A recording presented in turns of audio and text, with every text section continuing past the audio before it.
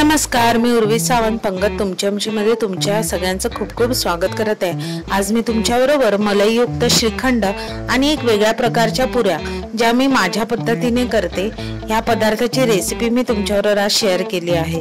तर रेसिपी शेवटपर्यंत नक्की बघा आणि हा दसऱ्याच्या तुम्हाला सगळ्यांना खूप खूप शुभेच्छा। तर चला रेसिपीला सुरुवात करूया। तर इथे आपण श्रीखंडासाठी चक्का तयार करून घेऊया। तर चक्का बनवण्यासाठी इथे खाली एक मी मोठं भांड घेतलंय। भांड्यावर मी गाळण ठेवली आहे आणि त्या गाळणीवर मी एक सुती कपडा घालून त्याच्यात 1 किलो एवढं दही मी ओतून घेतलं आहे।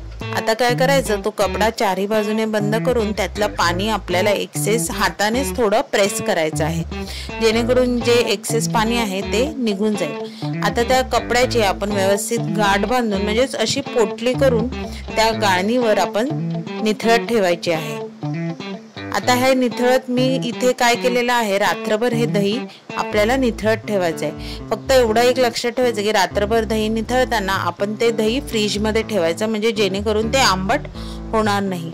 आता तुम्ही इथे बघू शकता, दुसऱ्या दिवशी सकाळी हे दही मी फ्रीज मधून काढलं आहे आणि त्यातलं बरचसं एक्सेस पाणी निघालेलं आहे। आता हे असं एक्सेस पाणी निघालं की आपल्याला एक चांगला चक्का मिळणार आहे। आता इथे मी उघडून दाखवते, तुम्ही बघू शकता की आपल्याला श्रीखंडासाठी एक परफेक्ट असा चक्का मिळालेला आहे।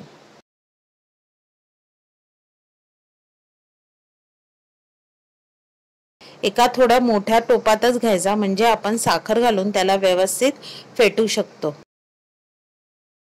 आता इथे आपल्याला 1 किलो दह्यापासून जवळजवळ वजनी प्रमाणात 300 ते 350 ग्राम एवढा आपल्याला श्रीखंड तयार करून मिळणार आहे। तर आता हे श्रीखंड बनवण्यासाठी इथे मी 1 वाटी एवढी पिठी साखरेचा वापर केलेला आहे। आता ही पिठी साखर इथे मी एकदम नाही घातली, 1 वाटीमध्ये थोडीशी अशी बाकी ठेवून ती त्या दह्यामध्ये मी मिक्स केली आहे। आता इथे साखरेसाठी आपण पिठी साखरेचाच वापर करायचा आहे। जर तुम्ही अख्खी साखर वापरली तर ती चांगली श्रीखंडामध्ये मिक्स होणार नाही आणि ती विरघळेपर्यंत आपलं दही फेटून पातळ होण्याची शक्यता आहे। म्हणून शक्यतो पिठी साखरेचाच वापर करायचा, म्हणजे काय होईल, ती साखर पटकन विरघळेल आणि आपलं दही आहे जे ते पातळ होणार नाही, म्हणजे श्रीखंड पातळ होणार नाही। आता ह्याच्यात मी टेस्ट केली तर थोडी साखर मला कमी वाटली, म्हणून मी पुन्हा जी उरलेली साखर होती ती मी पुन्हा त्याच्यात घातली आहे। आता इथे तुम्ही पिठी साखरेचा वापर तुमच्या आवडीप्रमाणे कमी जास्त करू शकता। आता काय करायचं, हे पिठी साखर घातलेले श्रीखंड आहे ते स्पॅच्युलाने मी सगळं एकदाच ढवळून घ्यायचं आणि ते सगळं एकत्र करायचं। आता इथे तुम्ही बघू शकता श्रीखंडाशी अशी आपली परफेक्ट कन्सिस्टन्सी मिळालेली आहे आपल्याला। हे श्रीखंड जास्त घट्टही असता कामा नये, म्हणजे आपण ताटात वाढताना ते चमच्याने सहज ताटात पडलं पाहिजे। आता त्याच्यात मी श्रीखंडामध्ये जायफळ आणि वेलचीची पूड घातलेली आहे। जवळजवळ इथे मी 1 चमचा एवढी जायफळ आणि वेलचीची पूड घातली आहे।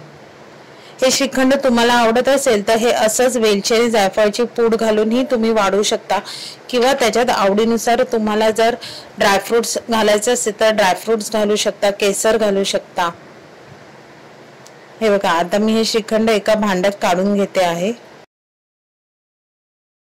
आता ह्यामध्ये तुम्ही आवडीप्रमाणे कमी जास्त असे ड्रायफ्रुट्स घालू शकता। इथे मी आता बदाम आणि पिस्ता घातलेला आहे। वाटतं की नाही मस्त सुंदर असं हे श्रीखंड। बाहेरचं श्रीखंड आणण्यापेक्षा घरी तयार केलेलं ताजं श्रीखंड कधीही खाण्यासाठी चांगलंच। आता हे तयार झालेलं श्रीखंड फ्रीज मध्ये सेट होण्यासाठी ठेवायचं आहे। आता इथे आपण पुरीसाठी मी एका भांड्यात 1 वाटी एवढं गव्हाचं पीठ आणि पाव वाटीपेक्षा कमी रवा घेतलेला आहे। रोजच्या वापरातला रवा आपल्याला इथे घ्यायचा आहे। आता इथे मी अर्धा चमचा जिरं आणि अगदी चिमूटभर एवढा ओवा घातला आहे।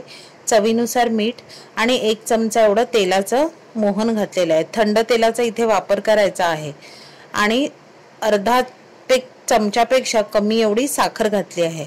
आता काय करायचं, ह्याच्यात थोडं थोडं पाणी घालून आपल्याला ह्या पुरीच्या पिठाचा एक घट्टसर गोळा मळायचा आहे। इथे लक्षात ठेवायचं की आपण चपाती सारखं इथे पीठ नाही मळायचं आहे, चपातीपेक्षा जरा घट्टच इथे पीठ मळायचं आहे। त्याच्यामुळे पाण्याचा अंदाज घेत आपल्याला इथे पीठ मळायचं आहे। घातलेल्या रव्यामुळे काय होईल, पुरी आपली बराच काळ अशी फुगलेली आणि कडक होणार नाही, नरम राहणार आणि साखरेमुळे एक सुंदर चव येईल आणि पुरीला कलरही छान येईल। तळलेलं पीठ हे अर्धा तास तरी आपल्याला साईडला ठेवायचं आहे, म्हणजे त्याच्यातला रवा चांगला भिजेल। आता ह्याच्यात तुम्ही बघू शकता मी फक्त मोहनपुरतीच तेल घातलं आहे, नंतर आपल्याला इथे तेलाचा वापर जराही करायचा नाही। आता ह्याच्यात आवडीप्रमाणे छोटे मोठे असे गोळे करून तेलावरच आपल्याला ह्या पुऱ्या लाटून घ्यायच्या आहे, पिठाचा वापर करायचा नाही। तेलावर लाटल्यामुळे काय होईल, आपलं पुरी तळताना तेलही खराब होणार नाही आणि पुरीला चवही चांगली येईल। पिठाचा वापर केल्यामुळे काय होईल, तेलात जेव्हा आपण पुऱ्या सोडतो तेव्हा ते तेल खराब होऊ शकतं, म्हणून इथे आपण एक एक पुऱ्या ह्या तेलावर लाटून घेतलेल्या आहेत। तेल आपलं इथे चांगलं कडकडीत गरम झालं पाहिजे आणि मीडियम टू फास्ट गॅसवर आपल्याला ह्या एक एक पुऱ्या तळून घ्यायच्या आहेत।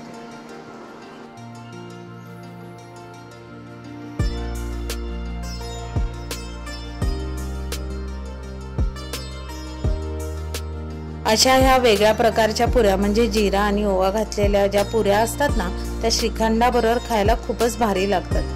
तर तुम्ही एकदा नक्की ही पुरी आहे ना घरी करून बघा। तुम्हाला ही माझी श्रीखंड पुरीची रेसिपी आवडली तर ही रेसिपी नक्की तुम्ही ह्या दसऱ्याला करून बघा। रेसिपी आवडली तर रेसिपीला लाईक करा, शेअर करा, कमेंट करा। चॅनलवर नवीन असेल तर चॅनलला सबस्क्राईब करा आणि नवीन व्हिडिओच्या नोटिफिकेशनसाठी बेल आयकॉनला प्रेस करायला विसरू नका। आणि दसऱ्याच्या तुम्हा सगळ्यांना खूप खूप शुभेच्छा। तोपर्यंत मस्त मस्त राहा।